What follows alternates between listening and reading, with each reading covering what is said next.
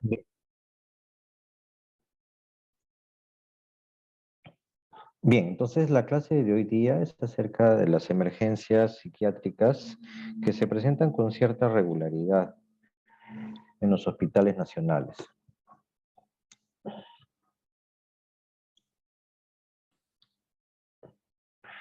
Vamos a tocar 4 puntos específicamente que se ven en las emergencias, que son las crisis de ansiedad, ¿ya? Las consultas que llegan por motivos de intoxicaciones, qué es la agitación psicomotriz en sí, ¿ya? Y los casos que llegan a la emergencia a consecuencia de pacientes con tendencia al suicidio y o a la autoagresión. Empecemos con lo que son las crisis de ansiedad. Eh, la ansiedad es un estado emocional, ¿no? Es una sensación de miedo ante algo que en realidad no es congruente con una situación de peligro, ¿ya? Por ejemplo, una persona puede estar todo el día pensando en que algo terrible le va a ocurrir sin que haya alguna evidencia al respecto, ¿no? Ustedes ya en clases anteriores habrán revisado cuáles son los tipos de ansiedad, pero hay una en particular que se puede presentar con cierta frecuencia, ¿no? En las emergencias, que son las crisis de pánico, ¿no? En el cual es esa sensación en la cual el paciente piensa pues, de que se va a morir, ¿no? O sea, le está ocurriendo algún ataque, un ataque cardíaco, ¿no? O tiene la sensación de que se va a volver loco o loca, ¿ya? Y por eso es que acuden a las emergencias y ocurren con mayor frecuencia a las emergencias generales, ¿no? Antes de llegar a una emergencia psiquiátrica, ¿no? Sobre todo si son personas que por primera vez están presentando este tipo de cuadros. Bien, entonces, como les decía, la ansiedad es un síntoma de numerosos síndromes clínicos, de etiología y manifestaciones diversas, ¿no? Hay diversos tipos de trastornos de ansiedad y también la ansiedad puede presentarse en casos de que haya un cuadro orgánico, ¿no? Por ejemplo, un paciente que está presentando algún tipo de sintomatología orgánica, como por ejemplo en estos 2 meses de pandemia que hemos estado viviendo, ¿no? Piensan que se pueden haber contagiado por COVID o que están con el diagnóstico de COVID y comienzan a presentar manifestaciones de ansiedad. Entonces los síntomas de ansiedad pueden ser constantes o desarrollarse con suma rapidez en cuestión de minutos. Los síntomas psicológicos, ¿cuáles son? Enojo, irritabilidad, incapacidad para enfocarse, ¿no? Es decir, se altera la atención, temor a perder el control o la sensación de muerte inminente. También van a haber síntomas físicos, que llamamos autonómicos, como la sudoración, palpitaciones, dolor precordial, dificultad respiratoria, sensación de asfixia, y síntomas neurológicos relacionados a temblor, mareo, visión borrosa, sensación de entumecimiento, escalofríos y hormigueos. Entonces, por estos síntomas, el paciente o la paciente puede llegar a la emergencia, ¿ya? También puede haber síntomas gastrointestinales, ¿ya? Sensación de náusea, cólico, dolor abdominal, incluidos en vómitos y hasta diarrea. Bien. Entonces, ¿cuál va a ser nuestra intervención inicial en sala de emergencias? Hay que demostrar preocupación genuina y garantizar seguridad al paciente. Muchas veces los pacientes pueden ser tratados con cierta discriminación, ¿no? Al decir, otra vez está acá este paciente que ya hemos dicho que no debe venir acá, en fin, ¿no? Y se le descalifica. Entonces, siempre hay que mostrar preocupación por el paciente, ¿ya? Porque si bien no hay ¿no? No hay una lesión, ¿no?, orgánica, ¿no?, evidente, pero eso no quiere decir que el paciente esté sintiendo algo, que esté sufriendo. Por lo tanto, tiene que tener la consideración respectiva. Considerar riesgo de eventos médicos graves, sobre todo en pacientes que llegan por primera vez, ¿no?, como un infarto de miocardio, ¿no?, o que esté presentando a un cuadro relacionado a la hipoxia. Vigilancia de signos vitales y evaluar si es que se requiere oxígeno. Hay que mostrar una actitud motivadora y tranquilizadora. Eh, Incluso pueden requerir de un pretratamiento con medicamentos antes de terminar la evaluación, si es que pues, la sintomatología ansiosa es muy aparatosa, ¿no? Entonces se requiere calmar al paciente, ¿no? Entonces no vamos a estar esperando a terminar toda la evaluación para recién hacer alguna intervención farmacológica. ¿Ya? Bien. Luego viene la intervención psicológica y conductual, ¿no? Entonces, seguimos con las medidas no farmacológicas. Luego de descartar ya una condición de riesgo de vida, entonces se puede ofrecer un procedimiento de relajación al paciente, ¿no? Sobre todo si estamos frente a una crisis de pánico. Enfocar al paciente en una respiración profunda y lenta, ¿no? Se le pide que respire dentro de una bolsa de papel, ¿ya? Que realice 6 a 12 respiraciones naturales y respire luego dentro de la bolsa de papel sobre la boca y la nariz, ¿no? Se le tapa todo. La finalidad de esto es lograr aumentar la presión del CO2 y esto ralentiza la frecuencia respiratoria. También se le dice al paciente, ¿no?, que tense y relaje los grandes grupos musculares, ¿no?, espaldas, ¿no?, brazos, piernas, glúteos, ¿no?, que tense y relaje, ¿no? Eso le ayuda también a manejar mejor la crisis de ansiedad, ¿ya? Y desviar la conversación, ¿no? Invitarlo pues a que conversar alguna otra situación, logrando apartar, ¿no?, de los pensamientos catastróficos que pueda tener, ¿no?, por lo que está sintiendo el paciente. Si esto no, hasta ahí la intervención que estamos realizando, no se logra un mayor logro o muy poco, entonces ya apuntamos hacia un tratamiento farmacológico agudo, ¿ya? Y aquí nos vamos a apoyar en las benzodiazepinas, que es el medicamento de elección ya en las urgencias psiquiátricas por crisis de ansiedad.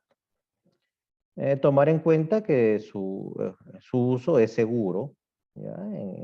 En situaciones agudas, ¿ya? Y que por lo regular pues no va a haber riesgo de dependencia ni de abstinencia, que es muchas veces el temor por parte del médico general de indicar este tipo de medicamentos.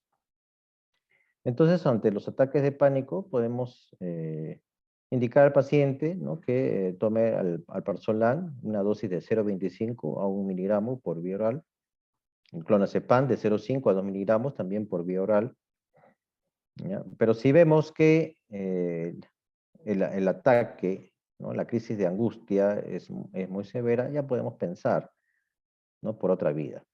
Y la vía endovenosa, en estos casos nos podemos apoyar en el diazepam, ¿ya? Entre 5 a 10 miligramos vía endovenosa, o el lorazepam entre 0,5 a 2 miligramos por vía intramuscular. El diazepam no se recomienda utilizarlo por vía intramuscular debido a que su absorción es errática. Los riesgos, digamos,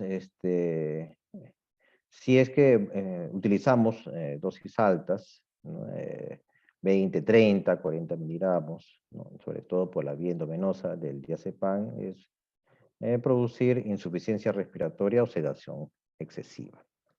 Entonces, esto lo podemos evitar indicando que el diazepam sea aplicado de manera lenta, ¿no? ¿Ya?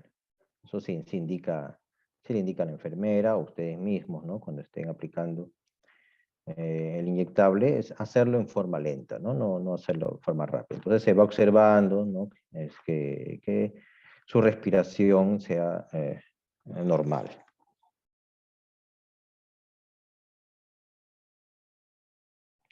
Otros fármacos que también están descritos en la literatura es la hidroxicicina, ¿ya? De 25 a 50 miligramos, sea vía oral o endovenoso. En nuestro medio no está disponible.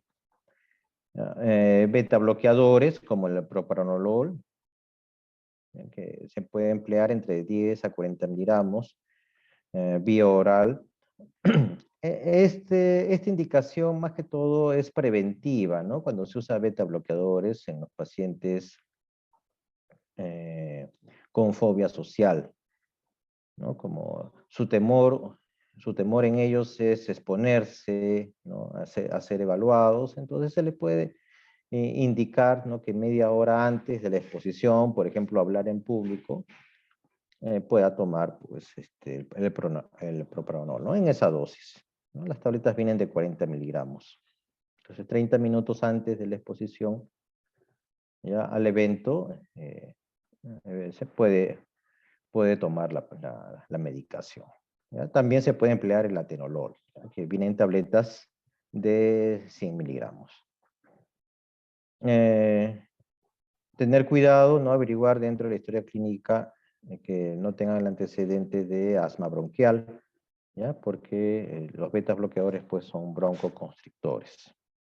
Con el atenolol hay menos posibilidades de este efecto secundario.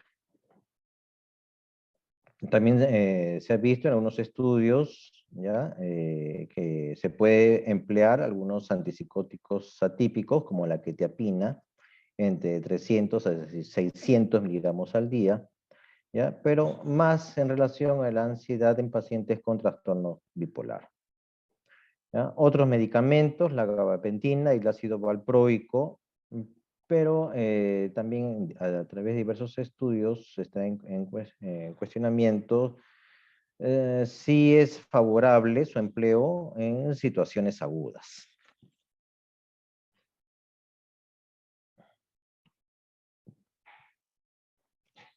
No olvidar, ¿ya? Un factor muy importante es darle la educación al paciente, ¿no? Una vez solucionada la emergencia, ¿no? El paciente ya está más tranquilo, entonces darle información de que estos ataques de pánico no van a poner en riesgo su vida, ¿ya? Eso los va a tranquilizar bastante también al paciente y los va a preparar para otros eventos, si es que se presentan. ¿Ya? Invitarlos a desarrollar qué estrategias alternas pueden tener, ¿no? Al sentir que el ataque de pánico, pues, está empezando, ¿no? A lo mejor algún método distractor por parte del paciente o incluso utilizar una benzodiazepina, ¿no? Momentos antes, ¿no? O el momento inicial del evento, ¿no? Eso ya se va viendo, ¿no? Junto con el paciente, cuáles serían estas estrategias que le puedan favorecer y no olvidar que solamente se ha solucionado la emergencia, pero esto es un trastorno que necesita un tratamiento continuo. Entonces hay que invitarlo a que continúe con un tratamiento ambulatorio.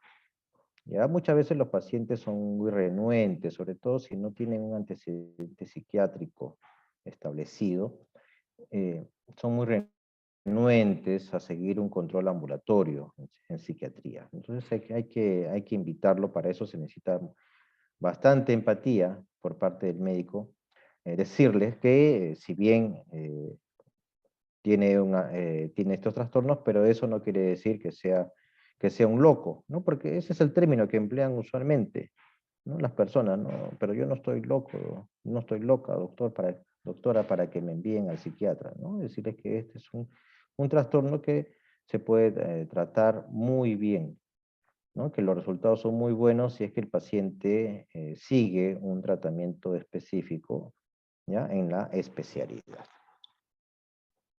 Si no se le da este tipo de educación al paciente, entonces van a ser pacientes que constantemente van a estar acudiendo al servicio de emergencia. Y es ahí donde se les puede empezar a discriminar, ¿no? Como se dice, entre comillas, ya son los caseritos que llegan a la emergencia, ¿no? Y es porque lamentablemente no se le ha brindado una orientación adecuada al paciente para que continúe su tratamiento ambulatorio, en consulta externa. Bien, pasamos al otro punto, que son las intoxicaciones. Y entre estas tenemos pues la intoxicación por etanol, que pueden llegar a la emergencia, no más a la emergencia general, ya un paciente pues que llega con síntomas evidentes de estar intoxicado por el alcohol, ¿no? Tienen el lenguaje farfullante, pueden presentar nistagmo, comportamiento desinhibido, falta de coordinación, marcha inestable, alteración de la memoria, el estupor o coma, ¿no? Entonces hay que averiguar cuando nos llega un paciente con todas estas sintomatologías si es que ha estado consumiendo alcohol. Y el otro punto, ¿no? En relación al alcohol que puede llegar el paciente a emergencia es más bien al contrario, cuando está en abstinencia, ¿no? Sobre todo en los alcohólicos crónicos y que de una manera brusca dejan de consumir. Entonces se presenta acá un síndrome, ¿no? Ante la falta de la ingesta de alcohol, ¿ya? Es el síndrome de abstinencia. Y de acuerdo a su cronología, se pueden presentar algunas características sintomatológicas, ¿ya? Por ejemplo, en los síntomas iniciales, ¿ya? En los síntomas iniciales de la abstinencia, ¿ya? Que es entre los 6 a 8 horas después del último trago, el paciente puede presentar taquicardia, hipertensión, temperatura corporal aumentada, temblor, ansiedad, náuseas, vómitos, cefalea, diaforesis y palpitaciones. Después de 12 a 24 horas, después del último trago, ¿no? El síndrome puede presentarse alucinaciones, ¿no? Y estas pueden ser táctiles, que son las más comunes, ¿ya? Las visuales son las menos frecuentes, menos probables. También posiblemente se presenten las alucinaciones auditivas, puede haber temblor, y sin embargo el sensorio por lo regular es normal. Después de 12 a 48 horas, ¿no? Después del último trago, ya se presenta el síndrome de convulsiones, ¿no? Por abstinencia. Estas pueden ser tónico-clónicas generalizadas, aunque es común que sean aisladas, de duración corta y periodo posictal breve. Un tercio, ¿no? Un tercio de los pacientes ya progresan al delirium tremens, ¿no? Que es la siguiente forma de presentación, ¿no? Que ya ocurre o comienza 3 días después, ¿no? De la aparición de los síntomas de abstinencia y puede durar entre 1 a 8 días, ¿no? Aquí ya hay una alteración fluctuante de inicio rápido de la atención y cognición, ya más los síntomas de abstinencia del alcohol, ¿no? Que hemos estado acá previamente describiendo, y hay una inestabilidad autonómica. Esto es una situación grave para el paciente, ¿no? Que amerita una intervención inmediata, ¿ya? Y el tratamiento es con benzodiazepinas, ¿ya? Y sobre todo el diazepam, ¿no? Que tiene una vida media prolongada. ¿No? Recuerden, la vía de aplicación es endovenosa, ¿no? Evitar la intramuscular, porque vuelvo a repetir, es errática. La vía oral dependerá, ¿no? En qué etapa se puede estar encontrando, ¿no? En las primeras etapas puede utilizarse la vía oral, pero si ya estamos frente a un delirium tremens, es mejor utilizar la vía, la vía endovenosa. Los pacientes con temblor, pulso y presión arterial incrementados, así como agitación sin progresión, alucinaciones, no pueden recibir el tratamiento ambulatorio. Ya sobre todo eh, aquí hay que estar en contacto con la familia, ¿no? Y si están comprometidos a que el paciente cumpla con el tratamiento, ¿no? Y vigilarlo por alguna conducta en que pueda, una conducta extraña que pueda presentar, o si este síndrome aumenta, ¿no? Se agrava en su sintomatología, entonces llevarlo inmediatamente al servicio de emergencia, ¿ya? Otros medicamentos que están descritos, ¿no?, para el tratamiento de la abstinencia del alcohol es el fenobarbital, anticonvulsivos como la carbamazepina, el valproato de sodio, o agonistas alfa 2 como la clonidina. Pero sin embargo, ¿ya? Bueno, sin embargo, repito, ¿no?, que el tratamiento de elección son las benzodiazepinas, ¿no?, y que están al alcance de la mano.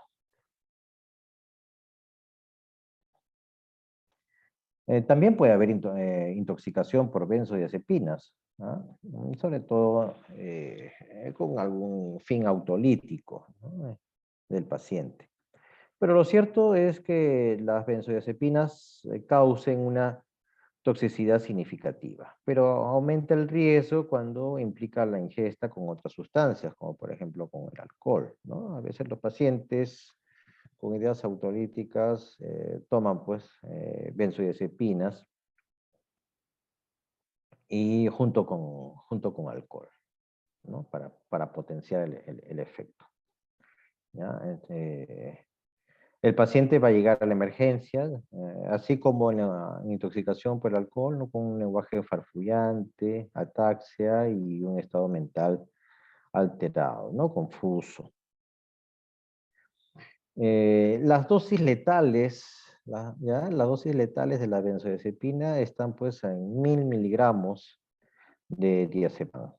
O sea, si la tableta de Cepan es de 10 miligramos, estamos hablando que la persona haya tenido que ingerir 100 tabletas de diazepam, ¿ya? Y esto es muy raro que ocurra, ¿no? Usualmente el paciente toma 3, 5, 20 tabletas, ¿no? En lo que se ha podido observar cuando llegan a las salas de emergencia, ¿ya? 100 tabletas, o sea, 1000 miligramos es bastante, nunca lo he visto, ¿no? Lo digo de manera particular, ya que sería la dosis en la cual pondría en riesgo la vida del paciente por una insuficiencia respiratoria. El antídoto, ¿no?, para caso de intoxicación por benzodiazepinas es el flumazenil. Ya, miren, el frasco ampolla de 0,5 miligramos, una o dos ampollas, también endovenoso, se va aplicando lento y es espectacular, ¿no?, la respuesta del paciente, ¿no? Van aplicando el medicamento y el paciente pues va despertando, ¿no? A veces se utiliza eh, como prueba terapéutica para definir si es que el paciente tiene alteración de la conciencia por ingesta de benzodiazepinas.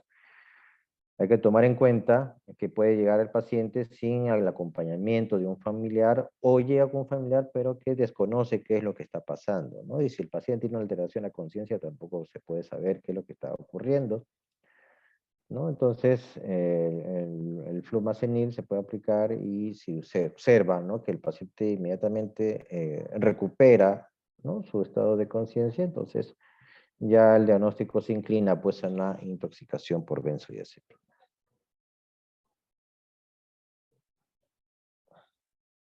También el paciente puede ingresar ya por la abstinencia a benzodiazepinas, ¿no? Aquellos pacientes que crónicos, un tratamiento crónico, mejor dicho, ¿no? Con benzodiazepinas y que de manera abrupta suspende el tratamiento por X motivo. ¿Ya? Entonces comienza a presentar este síndrome así muy similar, ¿no? a lo que se ha descrito en el síndrome de abstinencia por alcohol. ¿Ya? El paciente comienza a presentar pues, ansiedad, temblor, puede haber náuseas, vómitos, inquietud. ¿Ya? Y aquí pues el tratamiento es con una benzodiazepina igual, ¿no? De efecto prolongado como el diazepam. Porque usualmente esta abstinencia a benzodiazepina se produce cuando el paciente corta abruptamente el tratamiento con benzodiazepinas de acción corta, ¿no? Ultra corta, como el alprazolam, el orazepam. Entonces, es por eso que se decide el tratamiento con diazepam, ¿no? Que tiene un efecto prolongado. Aquí el objetivo es eliminar los síntomas de abstinencia sin causar sedación excesiva o insuficiencia respiratoria, ¿no? Igual indicación, ¿no? El diazepam endovenoso lento, ya 10 a 20 miligramos. ¿Ya? Creo que se ha aplicado lento.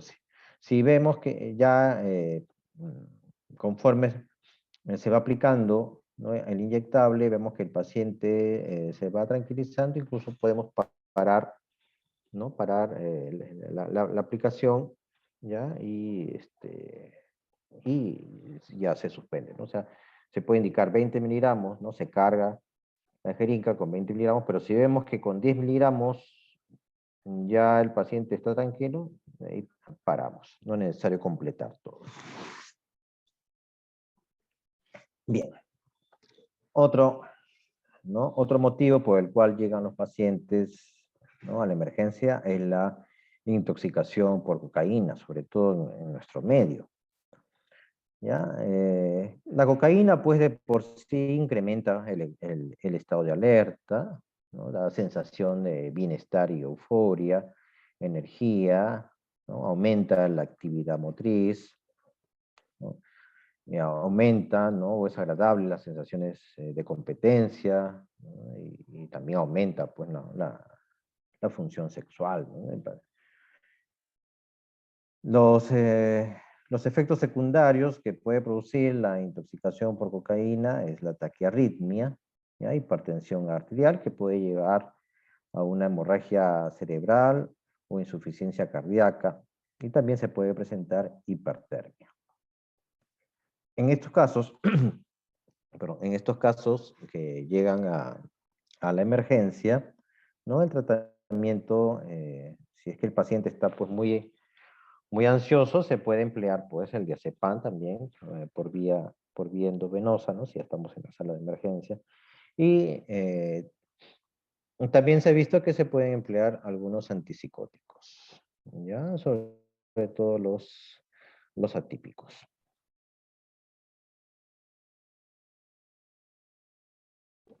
La abstinencia de cocaína, ¿ya? En el cual el paciente va a presentar un ánimo disfórico, fatiga, sueños vívidos y desagradables, insomnio o hipersomnia, incremento del apetito, agitación o retraso psicomotriz.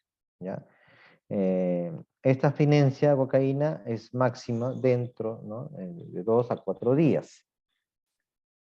Ojo con esto porque puede haber un riesgo de suicidio, ¿ya?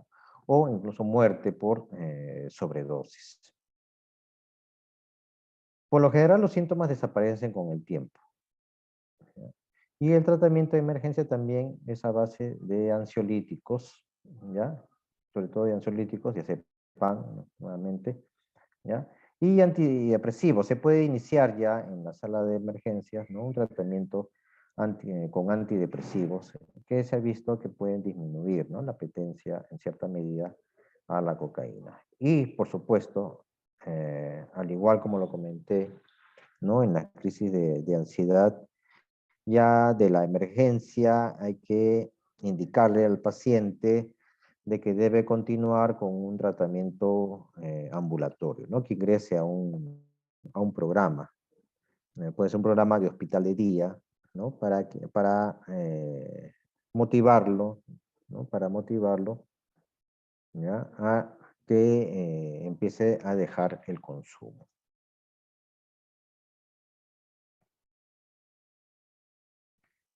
En cuanto a la marihuana y cannabinoides, ¿ya? Que también pueden llegar a la emergencia psiquiátrica por intoxicación. Entonces, aquí al momento de examinar al paciente, ¿no? Observar que puede presentar boca seca, ojos rojos, ¿ya? Hipotensión, temblor grueso o fino, temperatura corporal disminuida y una disminución de la fuerza muscular, ¿no? Junto con problemas en el equilibrio. El paciente puede estar presentando un estado de alerta alterado, ¿no? Puede estar hiperalerta muchas veces, euforia leve, aturdimiento, interacción social aumentada. Esto en un inicio, ¿no? Que es por lo cual buscan, ¿no? Los pacientes, ¿no? Cuando consumen marihuana, pero luego esta es disminuida, ¿ya? Va disminuyendo esta interacción social, más bien tienden a aislarse. Y hay una sensación reducida a la ansiedad y al estrés, ¿no? También otro de los motivos por el cual, ¿no? El paciente se inclina pues por el consumo de la marihuana. Aquí el problema es que el paciente puede presentar síntomas psicóticos. Ojo, también en la intoxicación por cocaína, lo que no lo mencioné, también pueden presentar síntomas psicóticos, ¿ya? Con la presencia de alucinaciones, delirios y paranoia. Entonces aquí ya ustedes, si se les presenta un paciente por consumo de marihuana, intoxicado por consumo de marihuana, y ya está presentando esta sintomatología, entonces ya tienen que ir pensando en que el tratamiento se le va a tener que indicar algún tipo de antipsicótico, ¿ya? Tener en cuenta también, desde el punto de vista orgánico, que la intoxicación por marihuana puede llevar a arritmias, ¿ya? En la intoxicación aguda. Entonces, el tratamiento aquí también va a ser sintomático. Si el paciente está presentando ansiedad, ¿ya? Utilizar benzodiazepinas como el diazepam, ¿ya? Y como les decía, si ya comienza a presentar sintomatología psicótica, pues se puede pues, emplear el haloperidol, por ejemplo, ¿ya? El haloperidol en ampollas, tiene de 5 miligramos, se puede indicar por vía intramuscular, ¿no? Cada stat y cada 8 horas. 5 a 10 miligramos, ¿no? Se puede emplear en los pacientes, ¿no? Mientras esté en la sala de emergencia hasta que pase ya sea hospitalización o puede salir de alta y ya puede continuar por vía oral. También algunos antipsicóticos atípicos se ha visto una vez que haya pasado la fase aguda, puede continuar, ¿no? Por vía oral, como la risperidona o la olanzapina, quetiapina.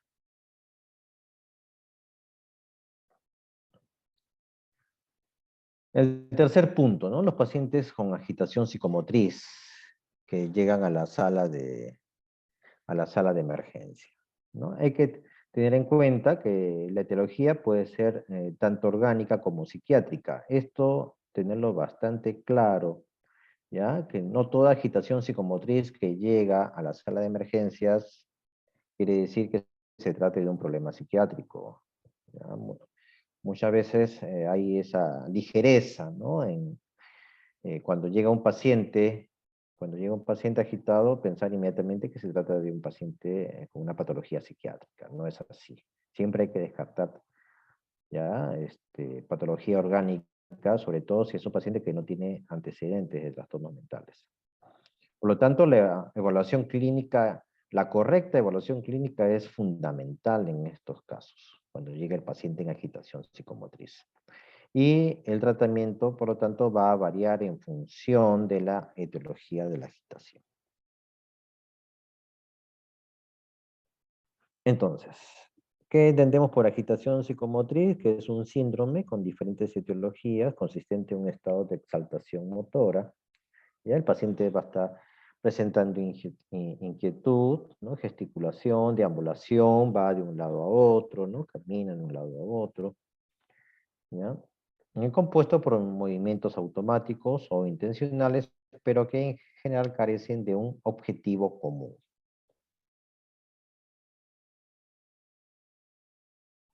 Entonces, hay que tomar en cuenta que puede haber agitación orgánica y puede haber también una agitación de origen psiquiátrico, ¿no? Cuando es orgánica, suele tratarse de un cuadro de inicio agudo o subagudo en un paciente, ¿ya? Con frecuencia, pacientes en edad avanzada, 50, 60, 70 años. Habitualmente sin historia psiquiátrica previa. Ojo con esto, ¿ya? Cuando evalúan al paciente y sobre todo cuando se haga su historia clínica, ¿ya? Es un paciente sin historia psiquiátrica previa. Y dentro de este grupo de agitación orgánica, pues se destaca el delirium o cuadro confusional agudo, ¿ya? Que se caracteriza por por las siguientes alteraciones. Alteración de la conciencia, ¿ya? Ojo con esto, el paciente que le llega a la emergencia, en el cual puede estar en un estado de somnolencia, ¿no? Con tendencia al estupor. Acá hay una alteración de la conciencia y en agitación psicomotriz, lo primero que hay que pensar es que el origen sea orgánico, ¿no? Un delirio. Recuerden que el delirio siempre va a tener una causa médica, orgánica, ¿ya? Y mientras no se determine cuál es esta y no se le dé el tratamiento, el paciente va a seguir presentando con este cuadro. Como hay una alteración de la conciencia, habrá una desorientación temporoespacial. ¿Ya? Miren, preguntas tan sencillas. Preguntarle al paciente, ¿no? ¿Qué día es hoy? ¿Dónde se encuentra? ¿Ya? Y el paciente no lo logra especificar, entonces ya esto también nos ayuda, ¿no? A que se está presentando una alteración, ¿no? De la conciencia. Hay confusión mental, no reconoce a las personas el paciente, hay un discurso incoherente, ¿no? Hay dificultad para la marcha, hiperexcitabilidad muscular. ¿Ya? Entonces, ante todo este bagaje de sintomatología y sobre todo acompañado, ¿no? De alteración de la conciencia, lo primero que tenemos que pensar es que se trata pues, de una agitación orgánica. Si es un paciente anciano y que este cuadro se presenta más en las noches, ¿no? Que no deja dormir pues, a los familiares, el paciente está inquieto, se le quiere bajar de la cama, va de un lado a otro, a lo mejor comienza a llamar a familiares ya fallecidos. Entonces pensar en un delirio, ¿no? Y el otro día está tranquilo, pero para durmiendo todo el día, ¿no? Esto parece lleva pues a una incomodidad extrema también a los familiares, ¿no? Que es la causa que van a llevar al paciente a la emergencia. Doctor, doctora, ya son varios días que no podemos dormir, ¿no? El paciente está toda la noche despierto, despierta, ya se agita, va de un lado a otro, llama a personas que ya no existen, y en el día para durmiendo. ¿Ya? Y nosotros ya no sabemos qué hacer, solo no dormimos, al otro día tenemos que ir a trabajar, en fin. Entonces, esa es la queja, ¿no? Que les va a decir el familiar cuando llevan al paciente a emergencia. Entonces, ya ustedes ya determinan que se trata de un cuadro de delirium y aquí hay que determinar cuál es la causa, ¿no? ¿Cuál es la causa de esta agitación orgánica? Entonces, aquí les traigo, pues, ¿no? Toda una lista de enfermedades que pueden producir delirio, ¿no? Que van desde alteraciones de electrolitos. Entonces, fíjense, ¿no? Alteración a nivel del sodio, muchas veces, pues, causan estos cuadros. ¿Ya? Hipoglicemia, endocrinopatías, infecciones sistémicas y del sistema nervioso central, a veces paciente adulto mayor, ancianito, y si ya tiene un cuadro de demencia, ¿no?, agregada y no ha perdido la facultad, ¿no?, de expresar, ¿no?, molestia que pueda tener y se va instalando pues algún tipo de infección. La manera como se va a manifestar esto es a través de la agitación, de la agitación psicomotriz, ¿ya? Anemias, insuficiencia respiratoria, ¿no?, a consecuencia de infecciones respiratorias también, ¿no? Lo primero que hay que pedir, ¿no?, en los pacientes ancianos, ya que no, que con cierto deterioro cognitivo, examen de orina, ¿no?, y su placa de rayos X. Es lo más frecuente. Uno de estos dos puede estar presentando algún tipo de infección y darle el tratamiento inmediato. Recuerden que si no se trata, ¿no?, la base del delirio, ¿ya?, el paciente va a continuar así. Luego otras patologías como la insuficiencia cardíaca, la insuficiencia hepática, ¿no?, que lleva pues a la encefalopatía hepática, también la insuficiencia renal que lleva a la encefalopatía urémica, los traumatismos craneoencefálicos y los politraumatismos, ¿no?, los pacientes que llegan a consecuencia de un accidente de tránsito, ya también pueden llegar en agitación orgánica, ¿ya? En los estados postoperatorios, ¿no?, sobre todo los ancianitos, ¿ya?, postoperados de cadera, pueden presentar cuadros de delirio, ¿ya? Los pacientes que presentan epilepsia, ¿no?, pueden presentar crisis parciales o en los estados postictales también pueden presentar agitación psicomotriz, presencia de tumores intracraneales, ¿ya?, o diseminados, ¿ya? La importancia también de pedir un ataque cerebral en los pacientes que llegan a emergencia y que no, ya pacientes pues adultos mayores y que no tienen antecedentes de un trastorno mental, importante también, ¿no?, pedir un ataque cerebral, ¿ya? Los pacientes con demencia, como les decía, ¿ya? Y pacientes que consumen algunos fármacos, ¿ya?, de manera crónica, como la levodopa, ¿no?, los pacientes con Parkinson, digital, insuficiencia cardíaca, y así, como otros, como la cimetidina, la ranitidina, fíjense, ¿ya? Anticolinérgicos, como el diperideno, antihistamínicos, antiepilépticos, corticoides. Fíjense, las benzodiazepinas también, ¿no?, pueden producir agitación. Sobre todo, pues, cuando hablábamos en un periodo de abstinencia, ¿no? Y neurolíticos sedantes también.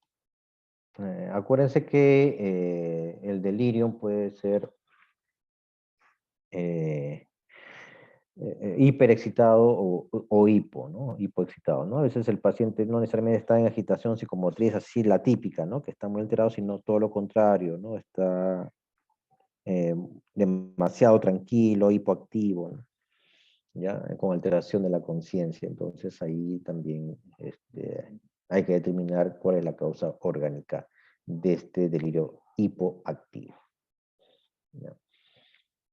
Eh, Otra de las causas son las intoxicaciones, ¿no?, como hemos estado revisando, intoxicaciones por alcohol, cocaína, anfetaminas, el cannabis, marihuana, el empleo de neurolépticos también pueden producir intoxicación, ¿ya?, y llegar a la agitación psicomotriz, ¿ya?, benzodiazepinas y los anticolinérgicos. Y los síndromes de abstinencia, ¿ya?, como hemos visto también el delirium tremens, por la abstinencia al alcohol, de las benzodiazepinas, opiáceos y otros. Muy bien. Entonces siempre en agitación psicomotriz de causa orgánica hay que encontrar cuál es la causa de esto. Entonces hay que dar ahí tratamiento específico, ¿no?, qué es lo que está provocando esta agitación. Y de ahí nos pasamos, ¿no?, al otro lado, que es la agitación psiquiátrica. Entonces, ¿cuándo vamos a intuir, ¿no? Dentro de nuestra evaluación que estamos ante una agitación psiquiátrica? Cuando en nuestra historia clínica pues encontramos que esta persona tiene antecedentes, ¿no?, psiquiátricos previos, ¿ya?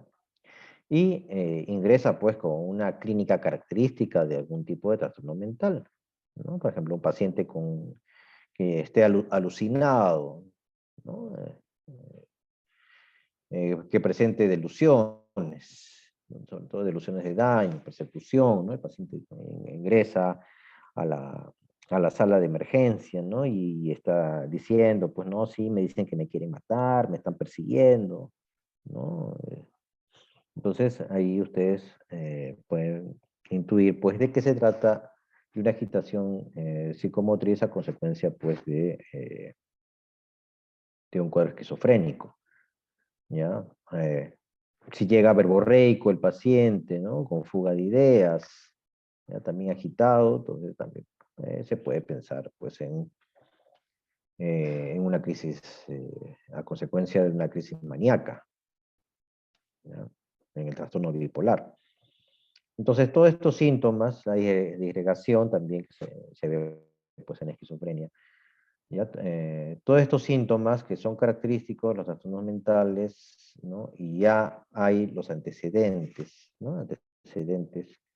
Y el paciente ya tiene un tratamiento para un trastorno mental, entonces nuestro diagnóstico estará dirigido así, ¿no? Que se trate de una agitación psicomotriz psiquiátrica.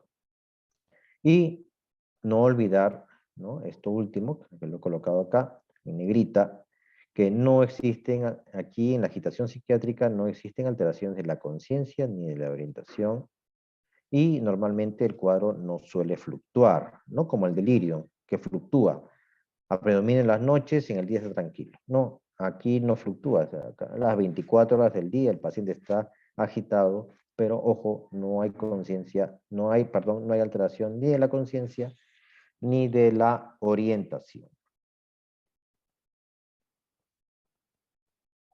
Muy bien, entonces, causas de agitación orgánica, las psiquiátricas, tenemos psicóticas y no psicóticas, ¿ya? Entre las psicóticas, la esquizofrenia, el trastorno esquizoafectivo, un episodio maníaco, un episodio depresivo en casos de depresión agitada, que suele ser más frecuente en ancianos y niños, ojo con esto, en el trastorno delirante, sobre todo el que está en relación a ideas paranoides, ¿ya?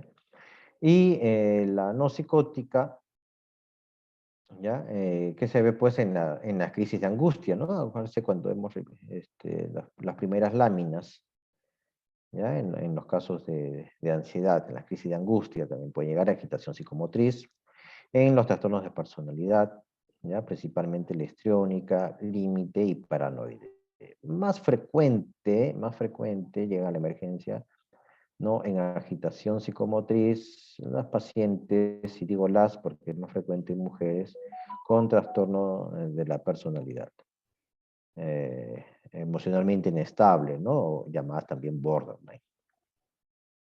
Alteración de conducta en pacientes con retraso mental, ¿ya?, o demencia, ¿ya? Y aquí distinguir pues el delirio superpuesto a la demencia, ¿ya? Acuérdense de esto, acuérdense, hay que tenerlo bastante claro. Muchas veces el paciente con demencia y que comienza a presentar cuadros de delirium, ¿no?, a consecuencia de una infección, también lo más frecuente, infección urinaria o infección respiratoria. Usualmente el médico evaluador da el diagnóstico de que esta presencia de delirio es propia de la sintomatología de la demencia. No es por su cuadro de demencia que está así, que se agita en las noches. No, eso no es correcto, ¿ya? No es correcto. Cuando un paciente con demencia, que es una patología crónica, ¿no?, que tiene tiempo de tratamiento, y de repente, de un momento a otro, comienza a hacer estos cambios bruscos, ¿no?, de agitación psicomotriz a predominio nocturno, se trata de un delirium, ¿ya? Y hay que averiguar qué es lo que está produciendo delirium en este paciente con demencia. Usualmente infecciones.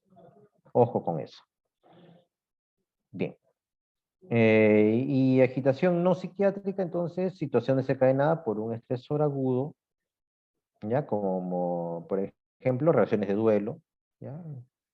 Eh, Situaciones catastróficas, ¿no? En situaciones de desastres, ¿ya? Terremotos, inundaciones, incendios, en las violaciones, ¿no? Entonces, son personas pues que no tienen antecedentes psiquiátricos, ¿ya? No hay una causa orgánica, pero hay un estresor pues muy agudo que producen este tipo de agitación, ¿ya? Paciente que entra a UCI o sale de UCI también, ¿no? Puede presentar agitación, ojo con eso. Entonces, ¿cómo es el manejo, ¿no? De la agitación, ¿no?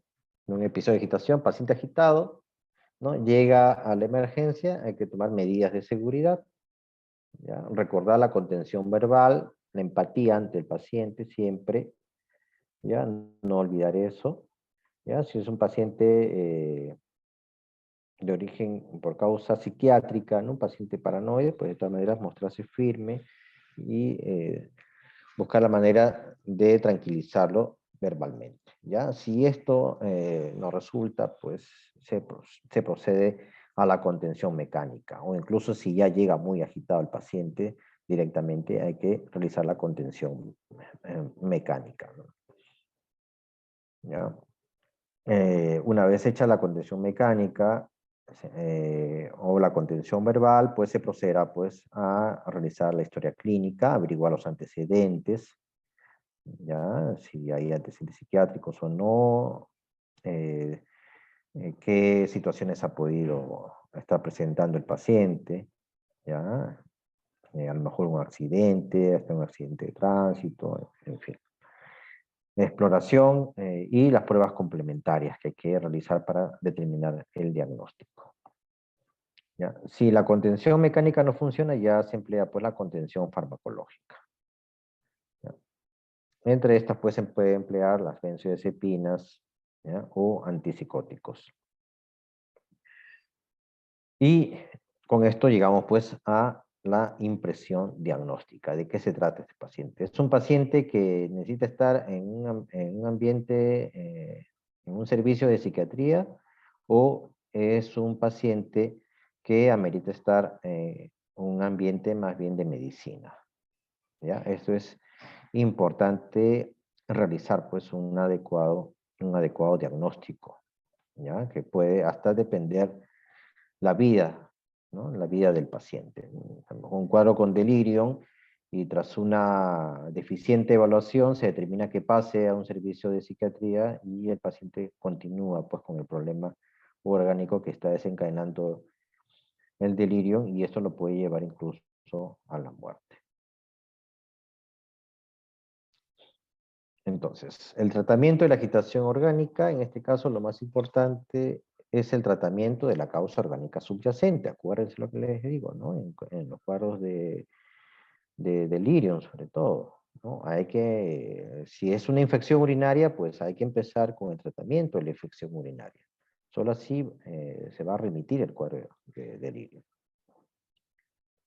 ¿Ya? También son útiles medidas de sostén, tales como el control de las constantes vitales, ¿ya? Mantenimiento de la vía aérea y no descuidar la hidratación del paciente. Ahora, una vez establecido esto, ya se determina, por ejemplo, hay una infección, se inicia el tratamiento antibiótico. De todas maneras esto tiene un proceso. ¿Mm? Entonces, aquí ya si todavía el paciente presenta, ¿no?, agitación psicomotriz, ya se puede emplear neurolépticos, usualmente en dosis bajas. ¿Ya? Y aquí, pues, un medicamento muy noble para tratar estos cuadros de agitación, perdón, de agitación psicomotriz causa orgánica, pues, es el haloperidol. El haloperidol en ampollas. 5 miligramos viene en la ampolla, pueden indicar ustedes 5 a 10 miligramos ¿no? Dependiendo del cuadro clínico, cada 8 horas, unas 24, 48 horas.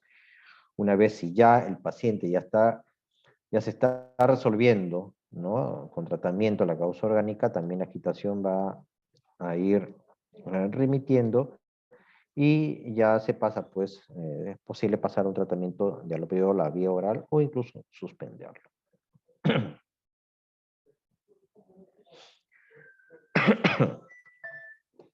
Perdón.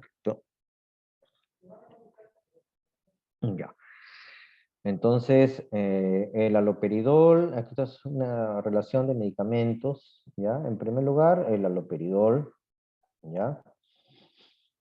O sea, una ampolla, viene de 5 miligramos, hay indicaciones hasta 100 miligramos al día intramuscular, ¿no? En casos muy severos, por lo regular, 30 miligramos al día es lo que se emplea, ¿ya? Eh, Se puede llegar hasta 100 miligramos siempre y cuando pues el paciente no se logre, ¿no? No se logre remitir la agitación, a pesar de que ya se determinó cuál es la causa y empezó un tratamiento, entonces se puede repetir la dosis en 30 a 45 minutos. Ojo, ¿ya? Efectos adversos como síntomas extrapiramidales, ¿ya? Que puede producir a consecuencia del haloperidol, ¿ya? Y puede bajar el umbral convulsivo también, el paciente puede convulsionar. No es un efecto adverso muy frecuente, ¿ya? ¿Ya? Pero sí los síntomas extrapiramidales. Otros medicamentos que están acá descritos, la levopromacina, no hay acá en nuestro medio. Antes, años atrás, ¿no? Había en ampolla, ya no hay, solamente hay por vía oral. Mm, No se recomienda, ¿ya? No se recomienda la vía oral en caso de agitación psicomotriz severa, por ejemplo, ¿no? La levopromacina. La levopromacina viene en tabletas de 25 a 100 miligramos. Se puede emplear en casos de que ya haya remitido, ¿no? La agitación psicomotriz, pero el paciente todavía persiste con un problema de insomnio, entonces se puede pasar a la vía oral de la levopromacina, ¿no? 25 como digo, a 100 miligramos, ¿no? Dependiendo del cuadro. Otro antipsicótico típico que se puede emplear es la clorpromacina, ¿ya? Que viene en ampollas de 25 miligramos. También se puede repetir cada 2 a 4 horas, ¿ya? Si es que no se consigue. Incluso se puede hacer una combinación de aloperidol con clorpromacina, ¿no? En caso de agitación severa, que no es lo frecuente, ¿eh? Con aloperidol muchas veces se puede manejar la crisis. Eh, Antipsicóticos atípicos como la risperidona, ¿ya? Que pueden utilizarse en gotas, ¿no? En tabletas, también se puede repetir cada 2 a 4 horas. ¿Ya? Puede presentarse síntomas extrapiramidales, pero en menos medida que el haloperidol. Y usualmente cuando se pasa a los 6 miligramos al día. ¿Ya? La olanzapina es otra alternativa como antipsicótico atípico, pero en nuestro medio no hay la ampolla. No hay la ampolla, solamente hay en tabletas. Por eso es que es muy poco usado, al menos en nuestro medio, ¿no? Y la ciprasidona, que sí hay en nuestro medio, ampollas de 20 miligramos, ¿ya? Esta se puede repetir 10 miligramos cada 2 horas y dosis máxima de 40 miligramos al día. Aquí el riesgo es que pueda alargar, ¿no? El segmento QT, ¿ya? Lo útil es que produce escasa sedación, pero no es un medicamento también que se emplee con frecuencia, ¿no? Más seguridad nos da el haloperidol. Y las benzodiazepinas, ¿no? Sobre todo en nuestro medio que contamos con el diazepam, ¿ya? Y esto pues, como ya hemos estado hablando, ¿ya? En caso de delirium tremens, abstinencia a benzodiazepinas, intoxicación por estimulantes. Clonazepam solamente tenemos en vía oral en nuestro medio. Efectos adversos, depresión del sistema nervioso central. Por eso cuando se indica, hay que indicarlo pues que sea de manera lenta, ¿ya? El diazepam endovenoso. Y aquí lo que ya les había adelantado, no indicar el diazepam por vía intramuscular porque su absorción es errática. Ya. El tratamiento de la agitación psiquiátrica, ¿no? En la agitación no psicótica, tener a mano las benzodiazepinas, es lo que se puede emplear, ¿no?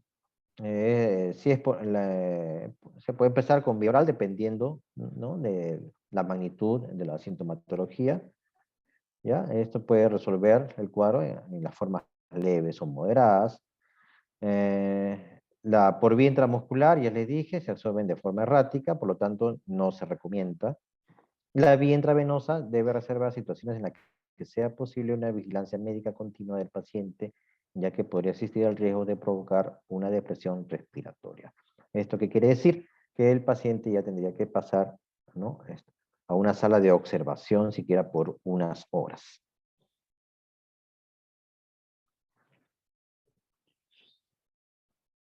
En la agitación psicótica, ¿ya? El haloperidol también en ampollas, ¿ya? El haloperidol de 5 miligramos en ampollas intramuscular, ¿ya? O también se puede emplear benzodiazepinas. Se pueden emplear ambas, ¿ya?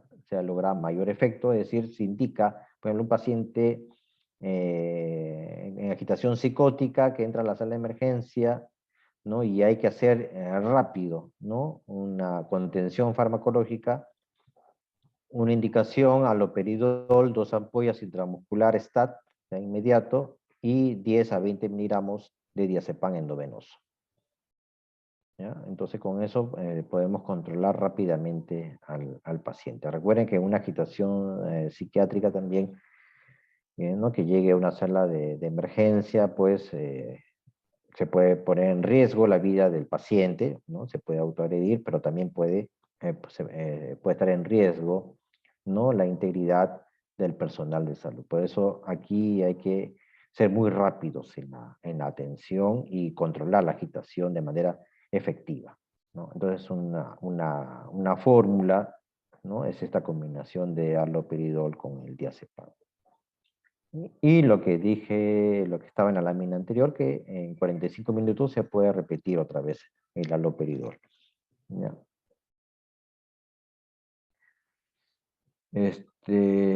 Ya, igual, acá, no sé bien, los fármacos que se emplean en las agitaciones psiquiátricas, ¿no? Está descrito en la literatura, ¿no? El midazolam, ¿ya? Pero más utilizamos en nuestro medio el diazepam, ¿eh? Diazepam endovenoso, ¿eh? El cálculo oral, ¿no? Endovenoso, ¿ya? Olanzapina, que es un antipsicótico atípico, solamente ahí en comprimidos. En los cuadros severos, esto es en los cuadros leves, ¿eh? En los cuadros severos, también indica acá como antipsicóticos atípicos la olanzapina, pero esto es en ampolla, aquí en nuestro medio no hay. Lo que sí hay es la ciprasidona. La ciprasidona, en aquellos casos, se puede emplear 20 miligramos, ¿no? Los pacientes con agitación psicomotriz, y usualmente empleamos cada 12 horas, ¿eh? 20 miligramos en la mañana, 20 miligramos en la noche. Pero está indicado una segunda inyección a las 2 horas. Bueno, pero no olvidar que no debe pasar más de 40 miligramos al día por el riesgo, ¿no? De la prolongación QT. Aripiprazol no hay en nuestro medio.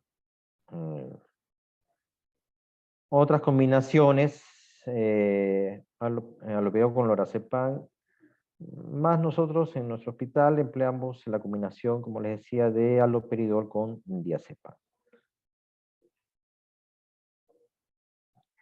Por último, ¿no? El último tópico es los problemas que llegan a emergencia por tentativa suicida, ¿no? O autoagresión. Entonces, tener en cuenta que la suicidalidad incluye un conjunto heterogéneo de ideas o actos realizados de manera voluntaria con el propósito aparente de acabar con la propia vida, ¿ya? Aunque existe un continuum entre ellas, el clínico y el investigador deben diferenciar bien de menor a mayor gravedad, ¿ya? La ideación suicida, las amenazas o gestos para suicidio, el intento de suicidio, el suicidio frustrado y el suicidio consumado.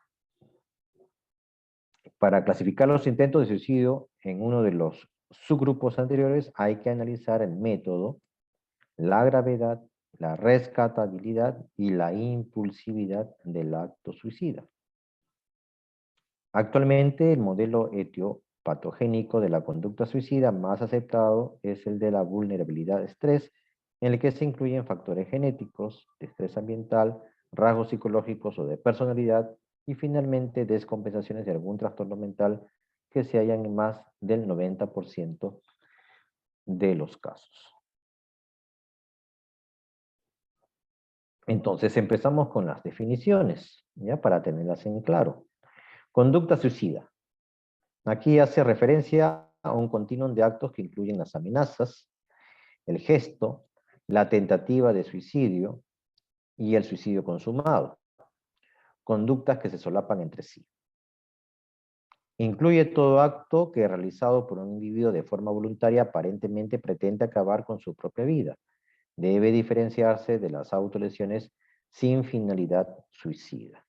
¿Ya? A veces esto en trastornos de la personalidad, ¿ya? Sobre todo en la personalidad borderline, ¿ya? Que se producen autolesiones sin finalidad suicida. Entonces, eso no hay que considerarlo como una conducta suicida.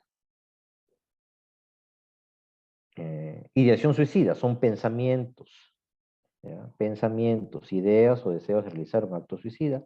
Debe diferenciarse de las fobias de impulsión suicida sin deseo real de consumar un acto suicida. Entonces, ideación suicida son pensamientos, son los pensamientos, es lo que el paciente está pues ideando, ¿no? Amenaza suicida, el gesto. Amenaza suicida o gesto suicida. Acto de alto contenido emocional que no ocasiona ninguna lesión al paciente. Si me dejas, me mato, ¿no? Han escuchado eso seguramente, ¿no? Si me dejas, me mato. ¿Ya? Le llaman un intento de suicidio. Una amenaza suicida, ¿no? Si no haces lo que yo te digo, me mato. Tentativa de suicidio, ¿ya? En la tentativa se realiza ya un acto que no produce la muerte del individuo, pero sí que le produce algún tipo de injuria o lesión física. Esta es ya la tentativa, ¿no? Cuando ya hay algún tipo de lesión. Entonces aquí diferenciar lo que es el suicidio frustrado o intento de suicidio muy grave, ¿ah? También esto en la evaluación que ustedes hagan hay que tomarlo en cuenta. Este es consciente, ¿no? Pues es consciente y libremente se inflige la muerte sabiendo las consecuencias. Pero el ambiente, que fue imprevisible, cambia el fin. ¿Ya? Algunos le llaman suicidio consumado in vivo, ¿no? Esto por esta confusión. ¿Ya? Suicidio frustrado. Por ejemplo, alguien pues que quiere ahorcarse y se rompe la soga. No se mata, no se mató, ¿no? Y afortunadamente llegó un familiar ahí, lo rescató y lo llevó. Entonces, ese sería el suicidio frustrado. Ya estaba todo bien planificado, pero por un evento, ¿no? En que interviene el ambiente, ¿ya?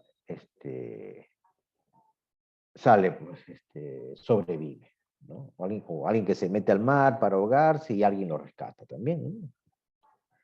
Un suicidio frustrado, ¿ya? Intento de suicidio, en sentido estricto, de gravedad moderada, pero que no llega a comprometer la vida, ¿ya?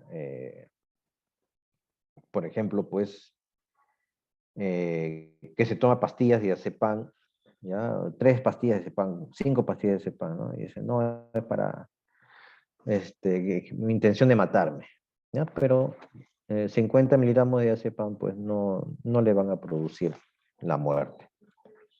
El parasuicidio o intento de suicidio leve sin una clara finalidad suicida, ocasiones físicas, lesiones físicas banales, ¿no? A lo mejor un corte en la muñeca, ¿no? Pero muy, muy leve, ¿no? Y el suicidio ya es la muerte, pues autoinfligida, ¿no? Ya con evidencia implícita o explícita que la persona quería morir, ¿no? O sea que ya había manifestado pues sus intentos, ¿ya? Sus intentos de matarse el paciente. Bien.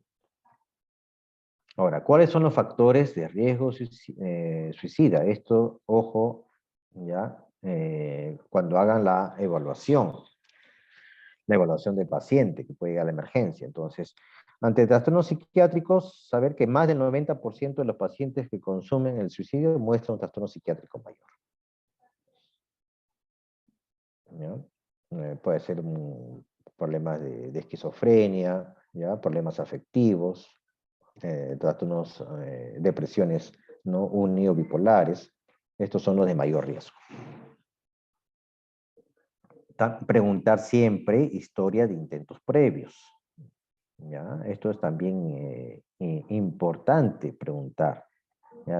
Al paciente si ha intentado suicidarse anteriormente. ¿Ya? Entonces, es un sólido factor de riesgo con un peso aún mayor que el diagnóstico psiquiátrico, ¿no? Riesgo de nuevo intento de 5 a 6 veces superior. Entre el 25 y el 50% de las víctimas de suicidio consumado han realizado un intento previo, ¿no? El riesgo de suicidio el riesgo de segundo intento es mayor dentro de los 3 meses después del primero, pero incluso después de un tiempo el riesgo es ligeramente mayor. El riesgo es mucho mayor si el intento previo fue de alta letalidad y baja rescatabilidad, ¿no? O sea, un suicidio frustrado. Entonces, la importancia, ¿no? Incluso la decisión de que ustedes puedan tener, ¿ya?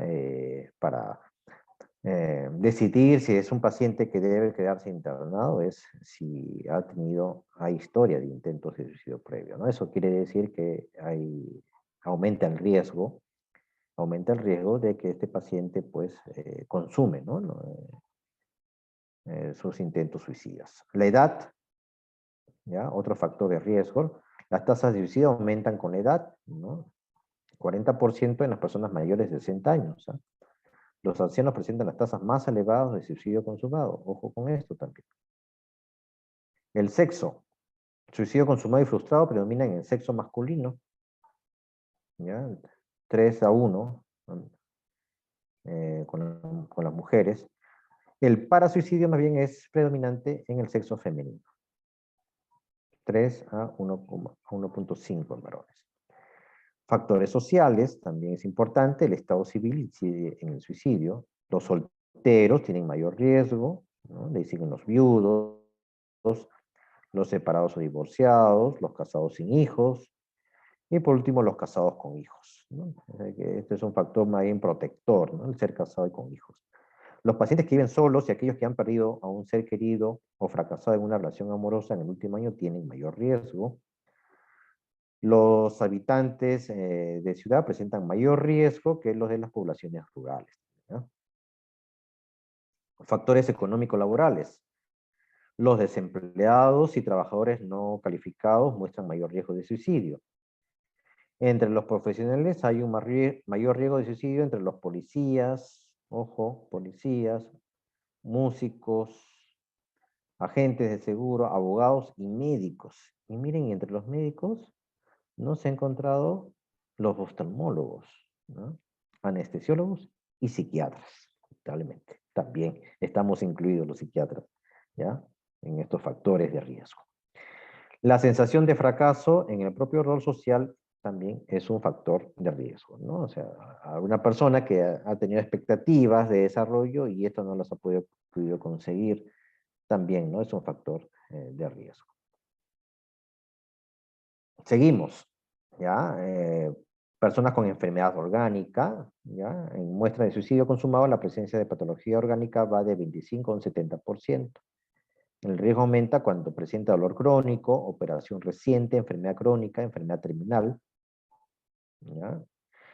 Es la comorbilidad con la depresión la que implica un riesgo de suicidio importante para pacientes orgánicos. De los pacientes con enfermedad orgánica, un 85% tienen trastorno depresivo. Ojo con esto también, ¿no? Ojo con esto. Muchas veces, ¿no? Y en especial los pacientes con enfermedad terminal.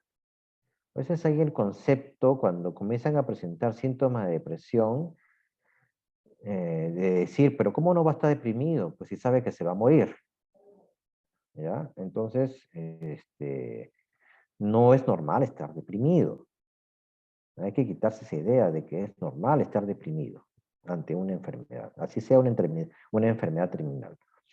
Entonces, si tenemos un paciente con enfermedad terminal y está con cuadros de depresión, hay que indicar tratamiento y hay que estar atentos, ¿no? De que puede consumar, ¿ya? La ideación suicida que tiene. Eventos de la vida recientes, ¿no? La experiencia reciente, sobre todo en el último año, de acontecimientos vitales negativos, que significa una pérdida grave en el ámbito laboral, económico, familiar, pérdidas económicas, ¿no?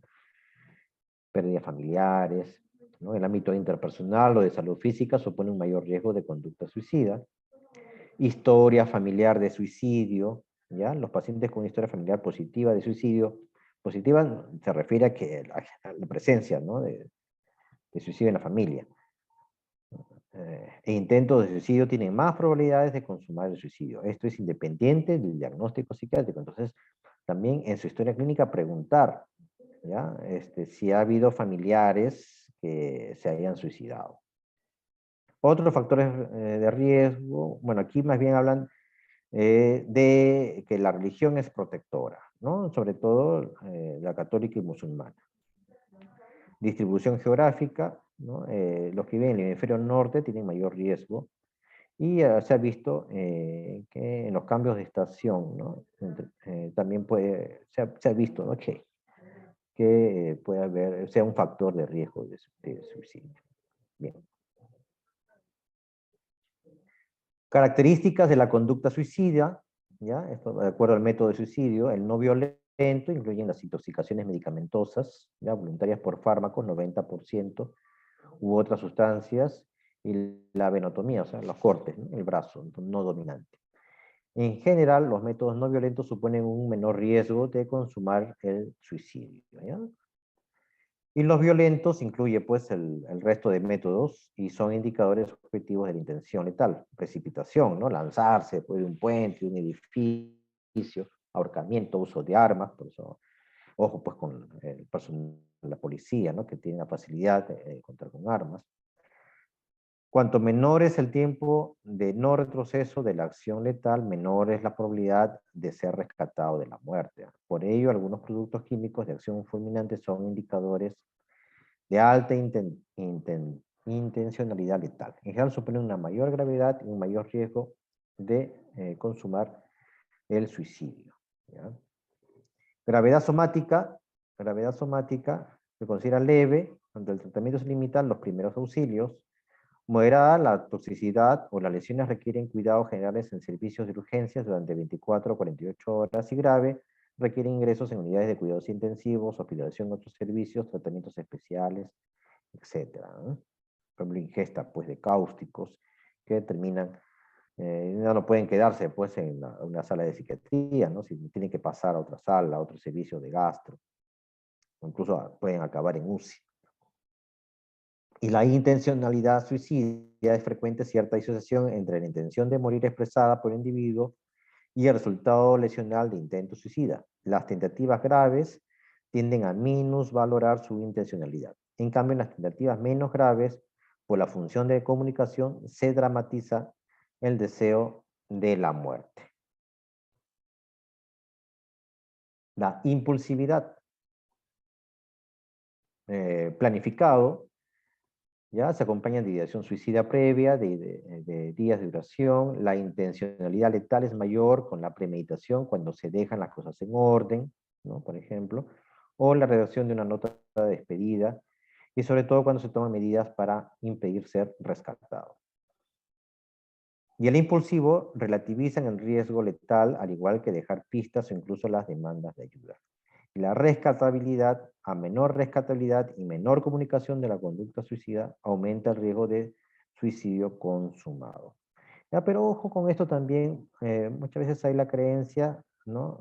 Muy a ligera de decir, no, el, la persona que se quiere suicidar no dice que se va a suicidar, ¿no? Y los que dicen que se van a suicidar, no, eso nunca se van a suicidar, no es cierto, no es cierto. Muchas veces hay que escuchar, ¿ya? Y muchas veces las personas quieren ser escuchadas, quieren ser salvadas, quieren ayuda, ¿no? Y pueden manifestar muy bien su ideación suicida, ¿ya? Entonces no hay que desestimar eso, ¿ya? Cuando un paciente ya expresa abiertamente ya su ideación suicida, y eso es una pregunta que debe ir en las evaluaciones, preguntar si tiene ideas de matarse. No es que con que por la pregunta que se le hace, más bien se le induce a que se mate. También esa es otra creencia que hay que descartar. No, muchas veces el paciente está esperando que le pregunten, ¿ya? Si tiene intención de matarse para poder expresarlo. Bien, vamos terminando entonces. Recomendaciones para evaluar una ideación suicida o tentativa. Entonces, probabilidad de paso al acto suicida, mayor riesgo, ideación suicida recurrente, ¿ya? Comunicación indirecta de idea de suicidio, ¿ya? El ordenar sus cosas, por ejemplo, ¿no? Planificación del método y lugar, negación de la ideación suicida también puede ser una probabilidad de mayor riesgo. Y en menor riesgo, una ideación suicida esporádica, comunicación directa y exhibición de la idea de suicidio, impulsividad, aceptación y demanda de ayuda, ¿no? Esto nos ayuda, ¿no? A que, como que el paciente está tomando cierta conciencia y se les puede ayudar. Pacientes que han realizado una tentativa de suicidio, riesgo de consumación. Mayor riesgo, tentativas de suicidio previas, planificación, método violento, nota de despedida o testamento, negación de la intención suicida, observar los que están muy tranquilos, intervención de entorno improbable, ¿no? Baja rescatabilidad. ¿Ya? Menor riesgo, primera tentativa, impulsividad, método suave, ausencia de nota de despedida, ambivalencia en las ideas suicidas, irritabilidad, intervención del entorno probable, alta rescatabilidad. ¿Ya? O sea, situaciones en las cuales el paciente puede ser rescatado. Características, ¿ya? Alguna conducta suicida. En los trastornos afectivos, ¿no? Que es el 60% de los casos de suicidio, las características, la principal es la depresión. La depresión. Un ratito, por favor, voy a cargar. Se está descargando. Un ratito, por favor.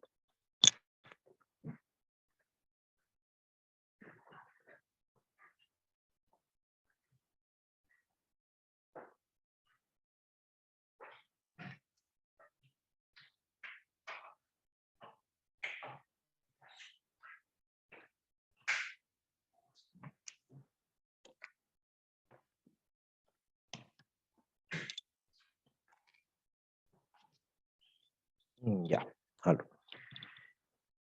Bien, ¿te me escuchas, sí? Entonces, le decía, la depresión es la principal, ¿no? Tenerlo como diagnóstico en las personas que consumen el suicidio. ¿Ya? Los pacientes con depresión mayor recurrente se suicidan 20,4 veces más que la población general. El mayor riesgo se da cuando el paciente empieza a mejorar y tras el alta hospitalaria. También hay que tener cuidado con eso. ¿Ya? Hay que llegar a un compromiso con el paciente y con la familia sobre todo, ¿no? Si bien eh, ya se le indica el alta, pero como el paciente ha recuperado mayor motilidad física, entonces, y si todavía hay algo de ideación suicida que a lo mejor no lo está manifestando, de todas maneras con la familia hacer un acuerdo de tenerlo en vigilancia, ¿ya? Tener en cuenta también las comorbilidades que pueda estar presentando el paciente, ¿no? A lo mejor alguna enfermedad crónica y se está sumando un cuadro de depresión. Entonces ya aquí el tratamiento tiene que ir dirigido al cuadro depresivo, ¿no? Con antidepresivos, sobre todo los inhibidores selectivos de la recaptación de serotonina, que también tienen una acción en cuanto al control de la impulsibilidad. Los pacientes bipolares se ha demostrado el tratamiento de mantenimiento con el litio, ya que en diversos estudios se ha visto que disminuye el riesgo de conductas suicidas. Con la retirada rápida del litio se ha observado un aumento de la conducta suicida, razón por la cual se recomienda la suspensión gradual al menos durante 2 semanas, ¿no? Aunque el paciente puede tomarlo de manera prolongada también. Entonces, prevención, el litio disminuye tasas de suicidio, en cicladores rápidos y fases mixtas, cambiar tratamiento con inhibidores selectivos de la recaptación de serotonina por litio y carbamazepina. En los cuadros de esquizofrenia y otros trastornos psicóticos, ¿ya? Aquí en los pacientes con esquizofrenia hay un riesgo con respecto a la población del 5 a 10%, ¿ah? De que se consuma el suicidio. Y las tentativas aumentan un 25%. Mayor riesgo en los primeros años de diagnóstico, ¿no? Los pacientes jóvenes. Lo empeora la presencia de trastornos comórbidos como el uso de drogas o sintomatología depresiva, y se asocia tanto a la descompensación psicótica positiva como a sintomatología depresiva y desesperanza.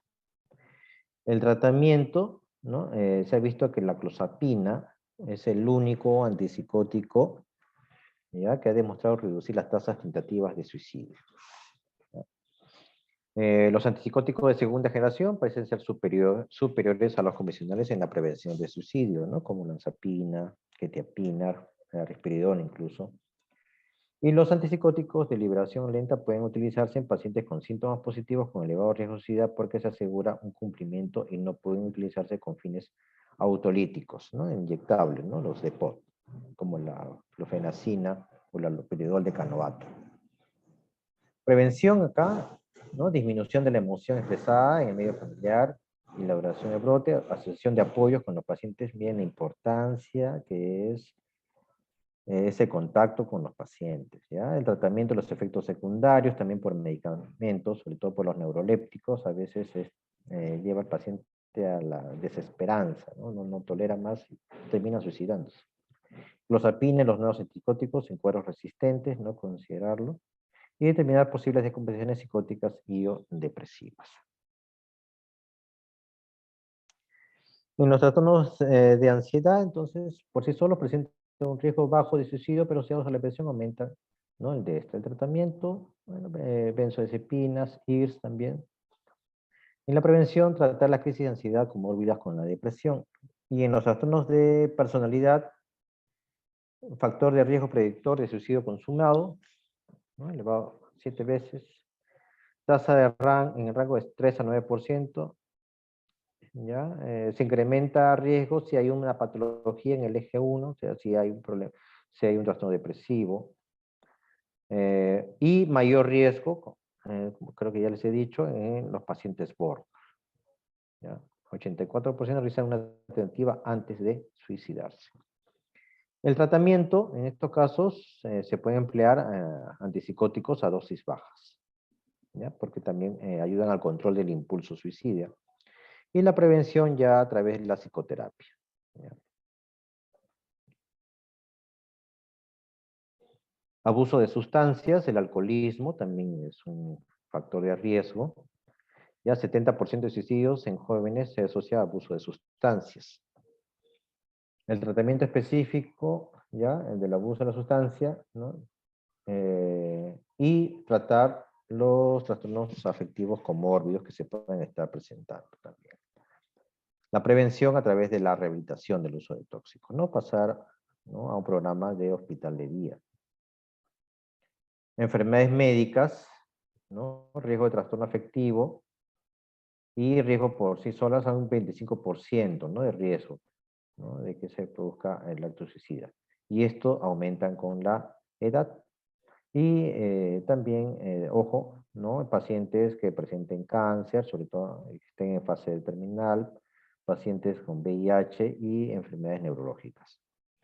El tratamiento pues consistirá en cualquier medida que mejore la calidad de vida, alivie el dolor y compense el estado físico, disminuye el riesgo de consumar el acto suicida. Y la prevención, valorar el estado de ánimo en los pacientes orgánicos y tratar la sintomatología depresiva comórbida. Insisto, no hay depresión normal, ¿no? Pacientes con problemas orgánicos crónicos, pacientes en fase terminal, esa expresión, pero ¿cómo no va a estar deprimido? No existe, ¿ya? Si hay síntomas de depresión, se diagnostica depresión, hay que tratar esa depresión.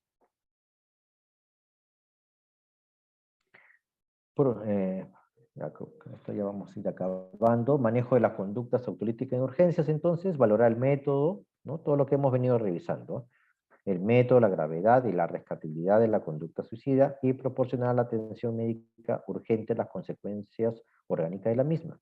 prestar atención a la seguridad del paciente, garantizar la contención del mismo para evitar riesgo de persistencia de conducta suicida y o fuga.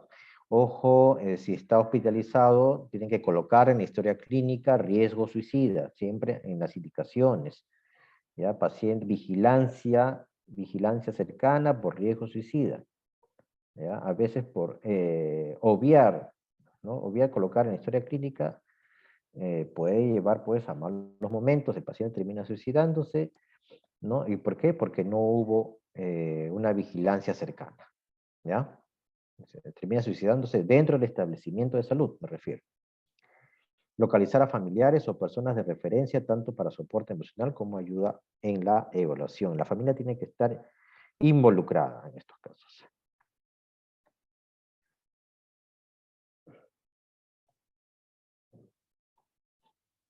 Bueno, aquí es un flujograma, ¿no? El paciente suicida, la hospitalización del paciente puede ser voluntaria o involuntaria, o si se considera de que los factores son leves, se puede remitir a su domicilio. Hospitalización después de un intento de suicidio, ¿no? Si es paciente psicótico, si el intento fue violento, casi letal, premeditado. Tomó precauciones para evitar el rescate, ¿ya? Se encerró en su cuarto ahí con llave y ya nadie podía entrar a salvarlo, ¿no? Planes o intentos persistentes, aumento de malestar, el paciente lamenta haber sobrevivido, paciente hombre mayor de 45 años, especialmente si el trastorno es psiquiátrico o la ideación suicida son de inicio reciente. Escaso apoyo familiar y o social, ¿ya?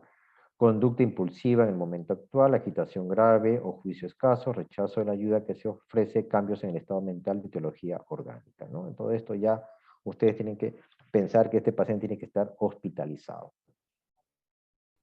Indicación de hospitalización ante la presencia de ideación suicida, ausencia de intento de suicidio actual, plan específico de alta letalidad, intencionalidad suicida elevada, intento de suicidio previo, sobre todo graves y violentos, descompensación aguda y patología psiquiátrica. También, ¿no? Esto, si tiene todos estos factores, este paciente tiene que estar hospitalizado, ¿ya? Esto es previo, ¿no? Previo, no ha cometido el acto suicida, entonces, pero tiene todos estos factores de riesgo, entonces tiene que ser hospitalizado. Remisión a domicilio, en caso de intentos leves, ¿no? Hay alto rescate, ¿no? En situaciones de parasuicidio, no persistencia de ideación suicida, no descompensación aguda de trastorno mental mayor y sobre todo si hay un apoyo en la familia, ¿no? Es muy importante eso también, ¿no? No es conveniente que el paciente se vaya a su casa solo y que nadie lo va a ver. Este es un cuadro del mes pasado, ¿ya? De la producción de la emergencia psiquiátrica del Hospital Revalliati. ¿Ya? Los casos más frecuentes que llegan a la emergencia son los cuadros de esquizofrenia paranoide, ¿ya?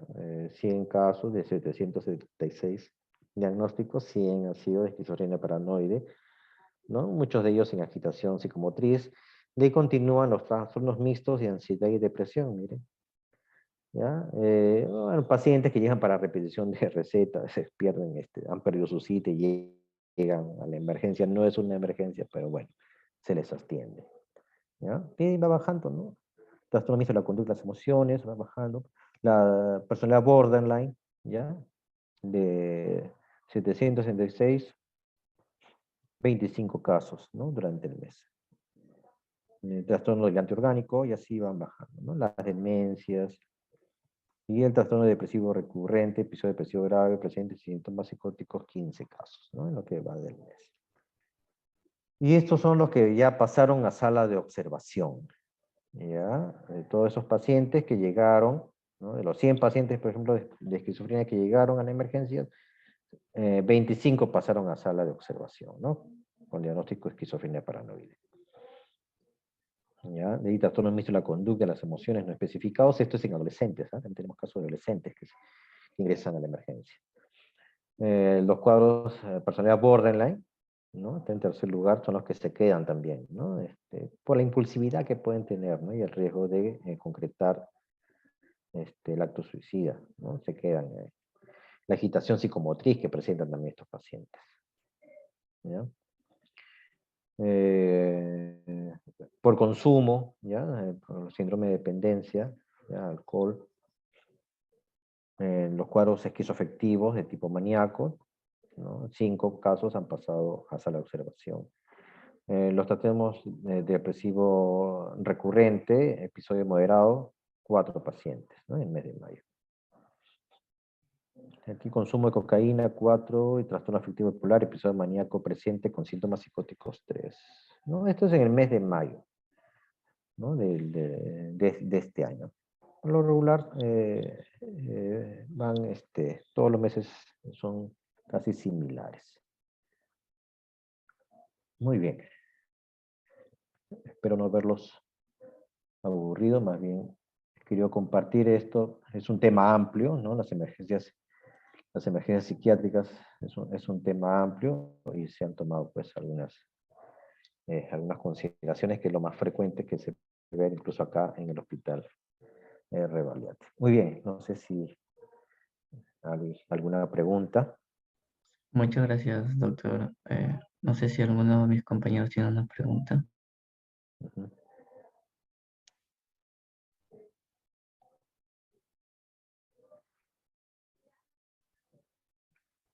Al parecer no, doctor. Eso sería todo por hoy. Muchas gracias por la ponencia.